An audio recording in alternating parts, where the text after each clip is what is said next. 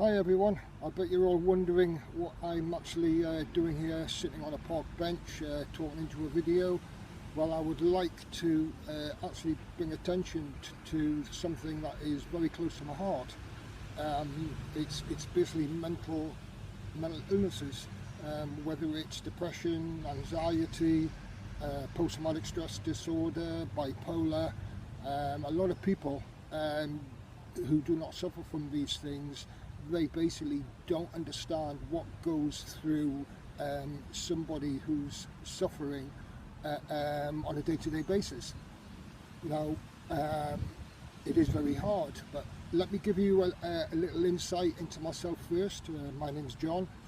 I joined the Royal Navy in 1974. I left in 1985. I was a physical training instructor. I was also a member of the Portsmouth Command Field Gun crew that ran at Earls Court in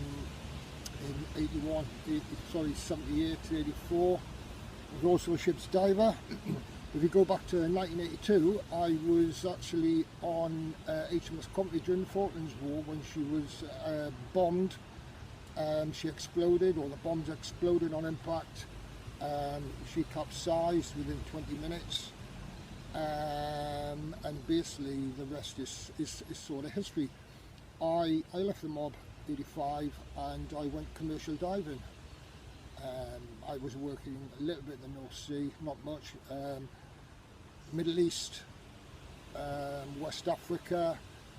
When I was in the Middle East, I was working up at diving in Carg Island when the Iraq-Iran war was on. I was in Qatar when the Gulf War started, and I was also off Angola when they had the civil war going on there. I kept on diving. I finished my diving career basically about 2005, and that's when everything went wrong. Don't know why, but I suffered from anxiety, depression. I put my wife and 3 children through basically hell, and I ended up in a big black hole, and that was terrible. However, I was seeing a therapist, and I was actually diagnosed with post-traumatic stress disorder, and that was in 2015. And it all stemmed from initially the Falklands War. I ended up having therapy. I did 6 weeks intensive work, and I came back. Hopefully it was all going to be, things were going to improve, everything was going well up there, all the trauma work, that was very good. However, when I came back, it was like coming back into another open world again.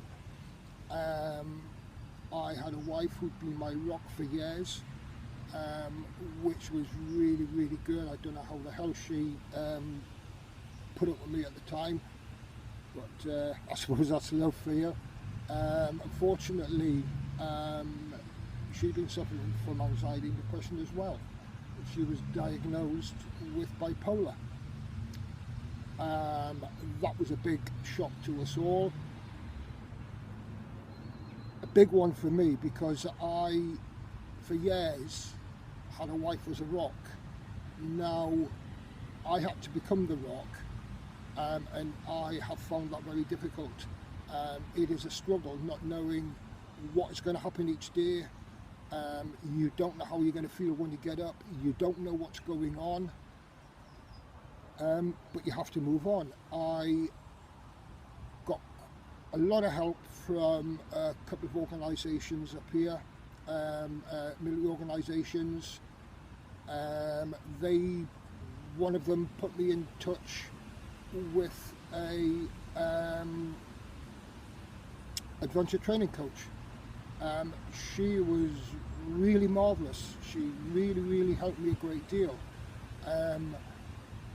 When you're seeing a therapist or a psychologist, you're talking about the bad side of things a lot of the time to make them better, to improve. However, my adventure training coach, she looked at all my positives right from as far back as I could remember.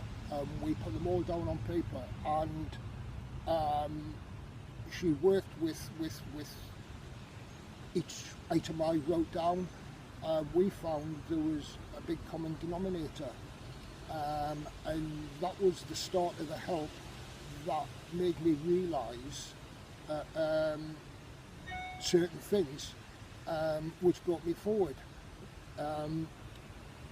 One of the big things I have to say about PTSD, etc., is in a way I laughed when I was diagnosed, because I can't suffer from PTSD because I was in the Navy. I wasn't frontline. I wasn't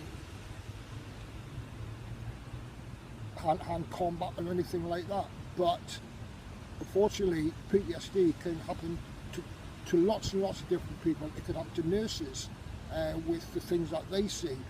It can happen to civilians as well, because you go through a trauma or something really bad happens, and it just becomes a nightmare, and it sticks until you can put the thing to rest properly.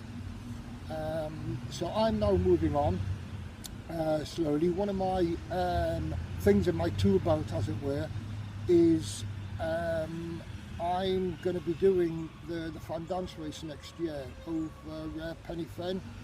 I'm going to be doing it for charity. It's the SES selection route.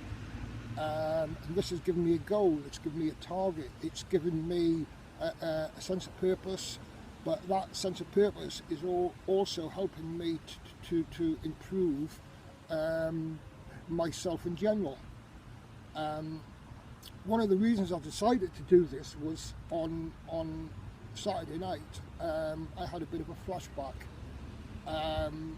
and you just can't help it, it happens. I'm not going to go into any detail of it, but when it happens, you just totally lose it. And if there's people around you who don't realise what has happened to you, they just think you're an idiot, you're a fool, it's just one of those things. So I had to get up the next day and I don't know, go through it, talk about it to myself, and move forward. So that is basically it at the minute, but things are moving on. I'm just totally aware that, or I believe that there are so many people that don't understand mental health issues when somebody has actually got those, because they keep them quiet. And in a way, when you've got these sort of issues, you can have it's like an ego and a Tigger lifestyle. One day you're bouncing around, the next day you're just nothing, you know. So anyway, it's just an insight, but I really want to get this sort of thing, you know, spread round. I don't know what's going to happen next. This is just a trial for me, but I just want to make it aware, everybody aware of how the PTSD, bipolar, all mental health issues, right, aren't tackled the right way. You need to talk to people all the time, and that gives you help, it gives you confidence.